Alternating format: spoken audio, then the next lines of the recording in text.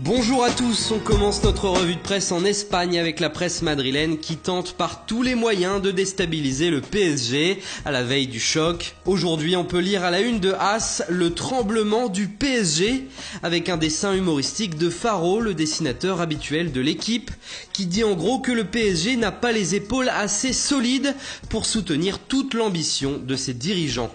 En attendant, ce soir, c'est Juventus-Tottenham et la star du soir, c'est Harry Kane, l'attaquant des Spurs. Sur le terrain, il fera face au défenseur italien Chiellini, qui a déclaré à son sujet « Kane fait partie des meilleurs joueurs du monde, au même niveau que Messi, Ronaldo ou Neymar, des joueurs irremplaçables et inestimables, d'où ce titre du Mirror, Kane aussi bon que Messi ». En Italie, on explique d'ailleurs qu'il ne va pas falloir tomber dans le piège d'Harry Kane et les fans de la Juve peuvent compter sur Gonzalo Higuaín de leur côté. Mais le journal Tuttosport évoque aussi le mercato de l'AC Milan en disant que le premier objectif du marché estival sera de recruter Héctor Herrera, le capitaine du FC Porto.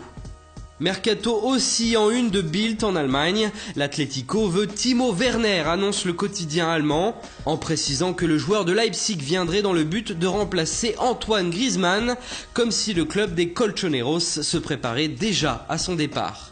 Au Portugal, le journal Record nous apprend que Manchester City serait sur la piste de la nouvelle pépite du Sporting, Rafael Leao. Âgé de 18 ans seulement, le jeune attaquant fait partie des grands espoirs du pays et aurait donc tapé dans l'œil de Pep Guardiola. Sa clause libératoire est de 45 millions d'euros.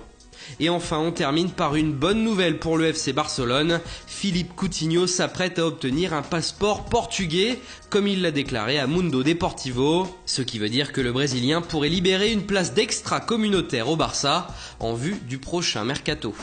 Voilà, c'est tout pour ce matin, bonne journée à tous et on se retrouve très vite pour une nouvelle vidéo sur Foot Mercato.